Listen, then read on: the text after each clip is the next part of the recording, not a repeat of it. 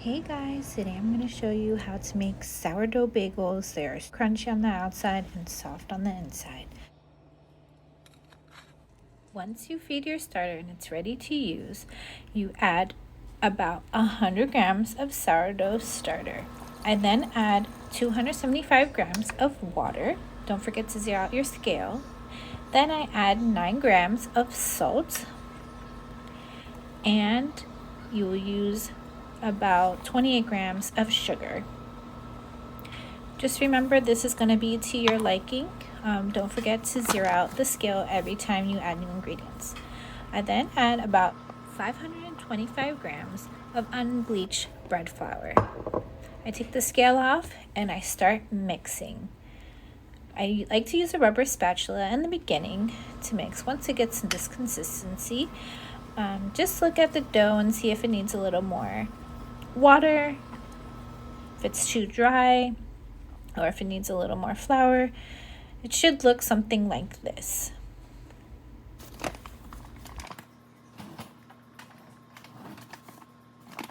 You can lightly flour your surface, but in hindsight, I probably would not do that because it was a little dry and I had to add a little water, but you'll see that here. So what I do is knead the dough. So it's going to take about 10 minutes to knead. So you're going to make sure you haven't gone on your arm day for that particular day. Otherwise, you're going to be super tired. But you just start kneading the dough. And obviously you can take some breaks, and because I did add a little more flour in the beginning, I added a little more water.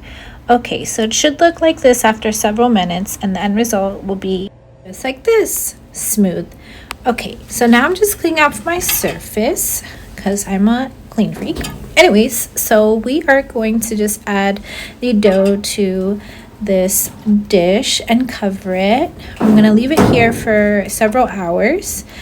All right, so these are flowers that my husband gave me. They are so pretty, don't you think? Okay, so now I'm gonna show you what it looks like after several hours. I think this is about 3 to 5 hours after.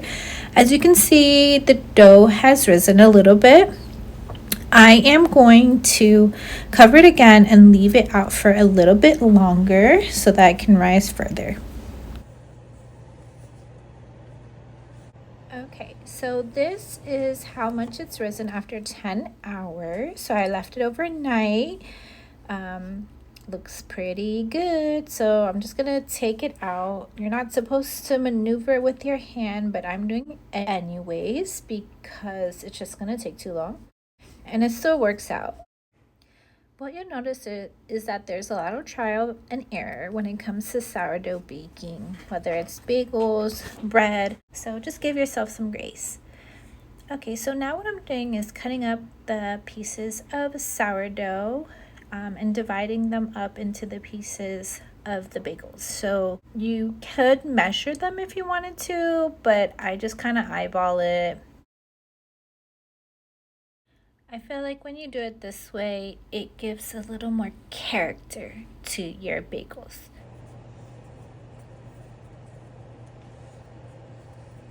Okay, so what I am doing is just rolling out the dough and connecting the ends. I also like to flatten them or squish them because I notice that when you don't do that, they're a little more puffy, and I don't like my bagels like that. But if you do, you don't have to do this. Another way you can make the bagels is just roll them up into a ball and then push through to make a hole in the middle. But I find that when I do that, I'm not able to see the hole after baking. So this is the method that I prefer to use for the bagels. To me, it's just a little more visually pleasing. Okay, so you just shape them basically to your liking. Like I said, I do them different for each one. Some of them are thicker on one side, some of them are more flat, some of them have a bigger hole than the other. So, you just make the bagels to your liking, whatever's aesthetically pleasing to you, because at the end of the day, you will be making them, you'll be eating them. or giving them to people, your family and friends.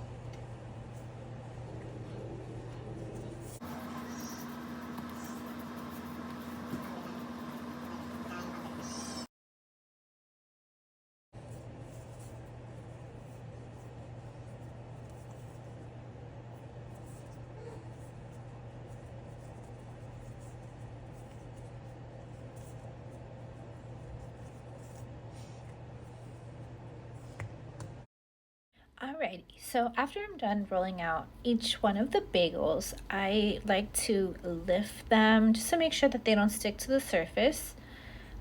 Okay, so actually I'm not done. I'm making my last bagel.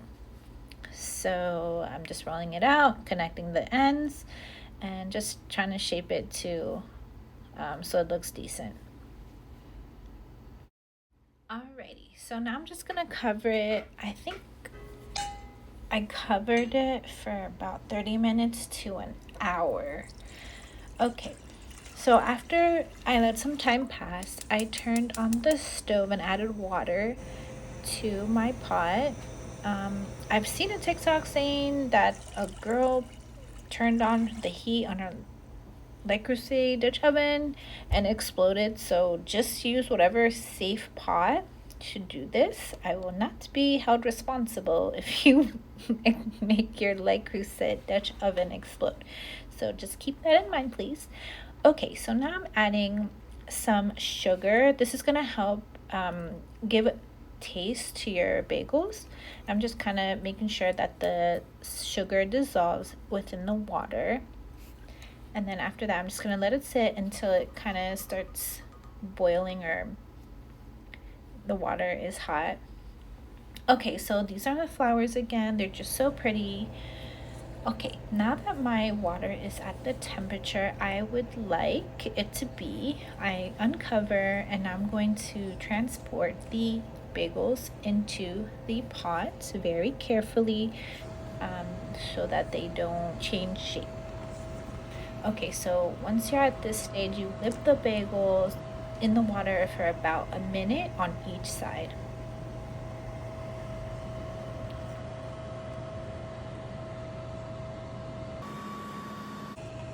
So what you'll notice is that the bagels have expanded a little bit, so they're having a little difficulty all fitting in the pot, but as long as it's getting baked with the water on each side, it should be fine.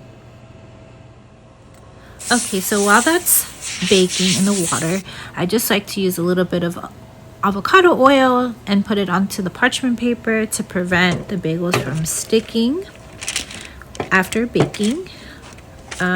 Sorry. It's hard to hold the phone and do this at the same time. So what you'll notice, there's like the bottom side and then the top side. So you want to make sure when you're putting them onto the pan, you want the prettier side to be on the top. Okay, so you're going to repeat this process until you've completed it with all of the bagels. So you're just adding them on into the pan with the water.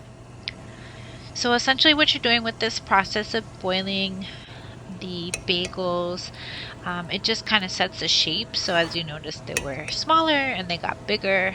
Also, it gives us the bagels their form. So it makes sure that they're, the crust is kind of hard on the outside, and then just to make sure that the inside remains chewy and soft.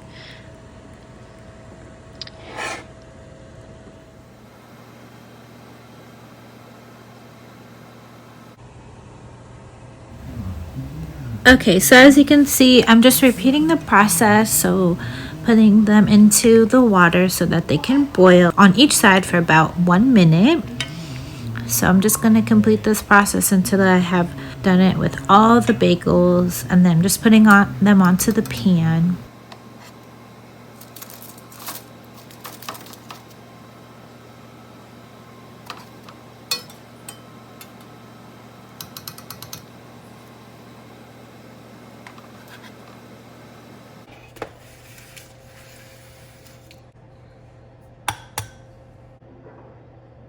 Okay, so now I'm gonna make an egg wash.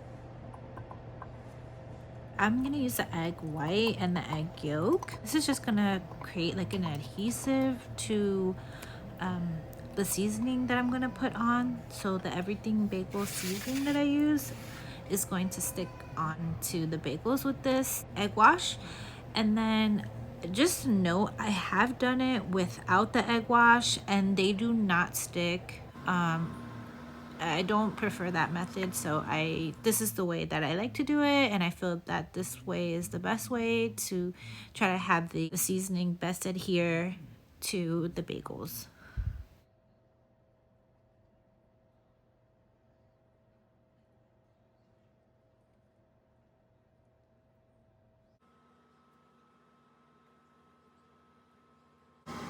Okay, so now I'm turning up and preheating my oven to 420. And while that's preheating, I'm going to add my everything bagel seasoning to the bagels. This is my favorite one. I get this from Aldi's. It's a everything bagel, but it has Asiago cheese in it. I also have another one that has jalapeno, everything bagel with jalapenos in it. So that's really good too, gives a little kick. So I use both of those, and I'll show you the other one in a second here.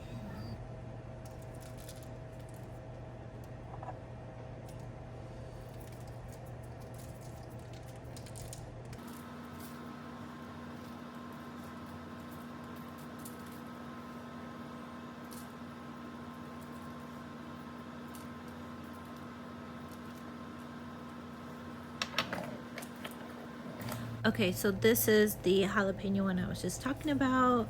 I have used the Trader Joe's one. I don't like it as much as I like the Asiago bagel one and the jalapeno one, but you can really use any toppings you'd like. You can use any everything bagel seasoning. Like, there's a lot of different variations and options you can choose.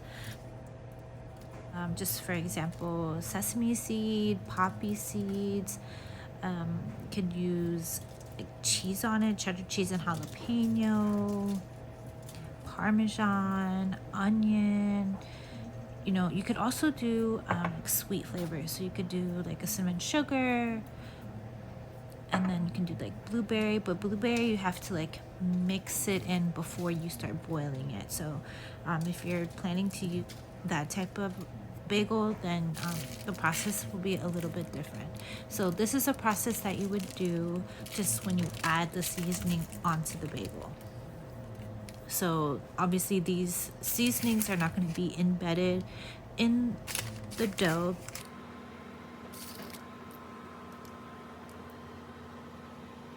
Okay, so now I'm just putting the bagels into the oven now that my oven has reached my desired temperature of 420.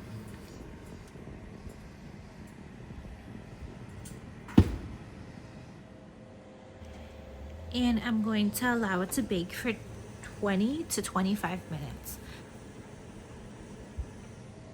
So while my bagels are cooking or baking in the oven, I am going to make an egg or some eggs with cheese, just adding a little bit of oil to my pan to make sure the eggs don't stick. And I'm going to use slices of whole beef jack cheese.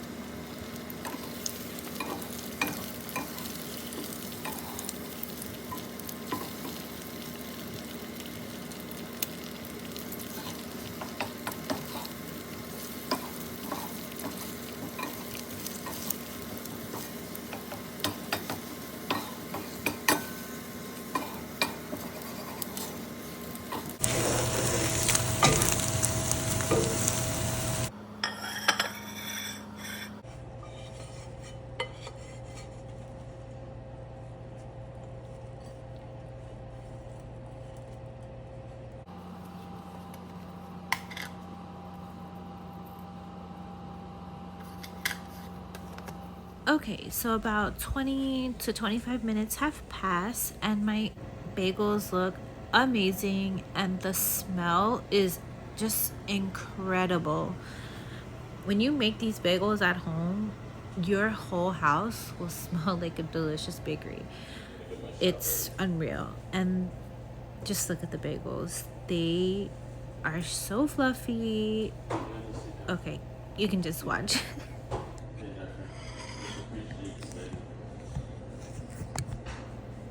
So I think you have to let the bagels like stay out a little bit out of the oven for about an hour, maybe 2 hours. I'm not really sure. But I couldn't wait.